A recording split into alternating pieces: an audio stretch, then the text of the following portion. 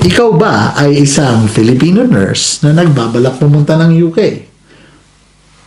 Of course, ang una mong tanong, magkano na nga ba ang gagastusin ngayon? Well, for today's video, ang ating pag-uusapan is magkano nga ba ang gastusan para sa mga mag-a-apply ng pa-UK from the Philippines to the UK. Hi, Manong George here from the UK. Gusto ko lang magpasalamat sa aming sponsors for today, which is SENDWAVE. Send money with love.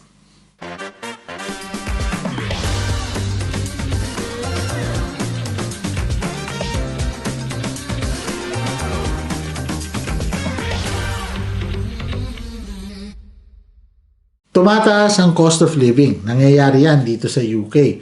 At kahit saan man sa mundo. Ngayon, isa ka bang OFW na laging naghahanap ng paraan para dagdag ng konti sa padala mo sa Pilipinas?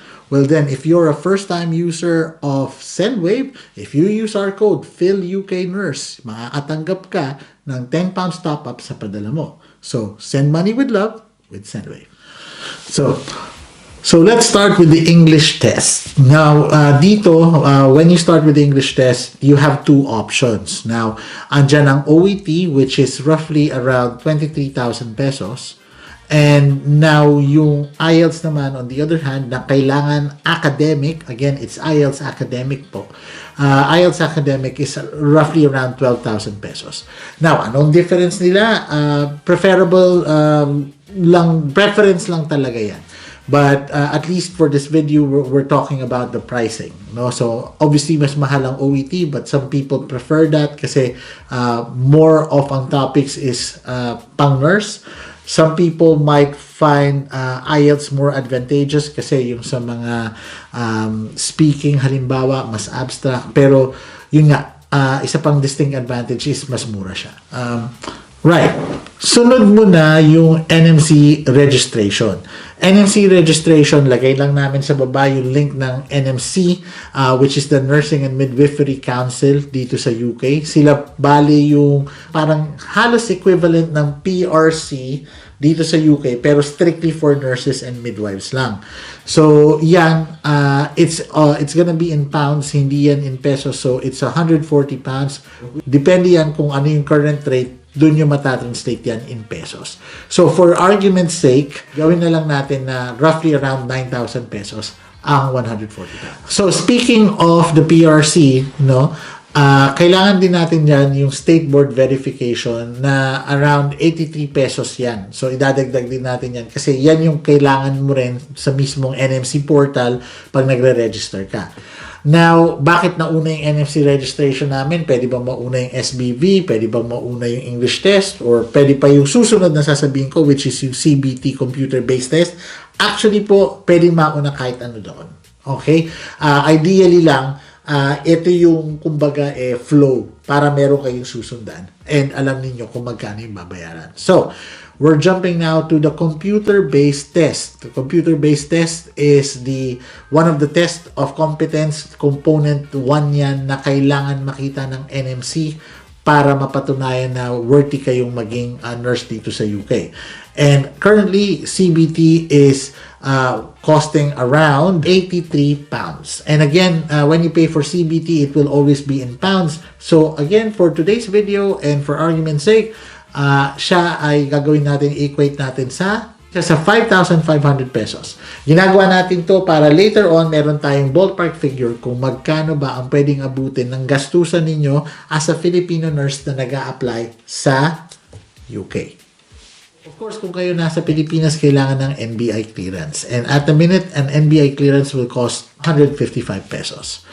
By the way, kung kanina sa NMC nagpa-evaluate kayo worth 140 pounds, ang susunod naman is yung registration na mismo. Babayaran nyo na yan.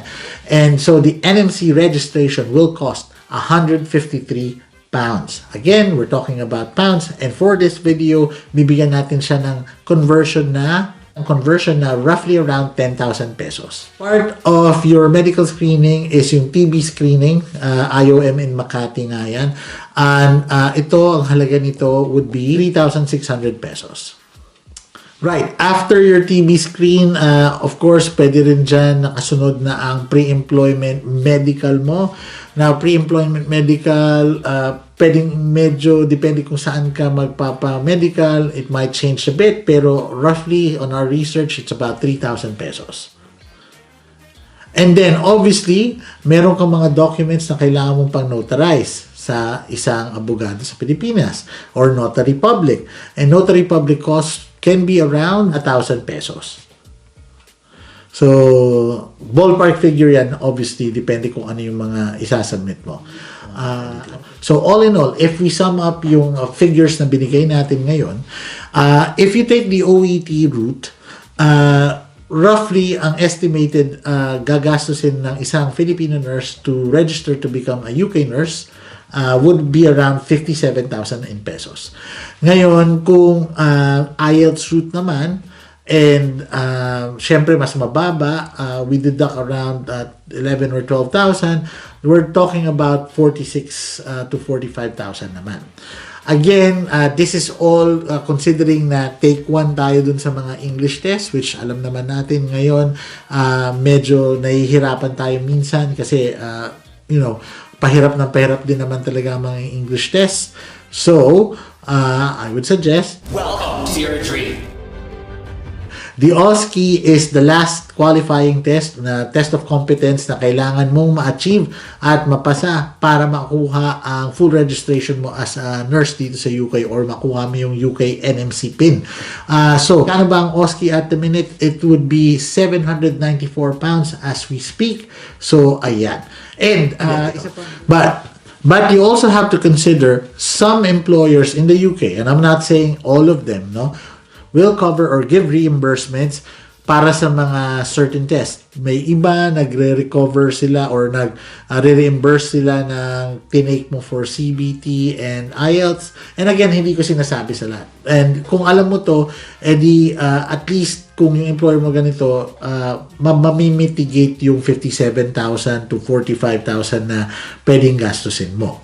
Obviously, coming to the UK to fulfill your UK RN dreams, hindi yan madali, hindi rin yan mura, pero at least you know how much can it cost. That might help, obviously, na makapag-ipon ka para, you're prepared pag nag-start ka na ng journey mo. So, with that, sana may natutunan kayo sa ating video and makapaghanda kayo ng mabuti for your qualifying exams here in the UK. And kung gusto nyo sumamili sa ating Facebook group, we have our Filipino UK Nurses Facebook group. Lumalaki na ang ating community. We're over 30,000 strong and we have so many discussions that can help any Filipino nurse who are interested in applying the UK or yung nasa UK na. And with that, always remember, Manong knows. Manong knows best, put your worries to rest.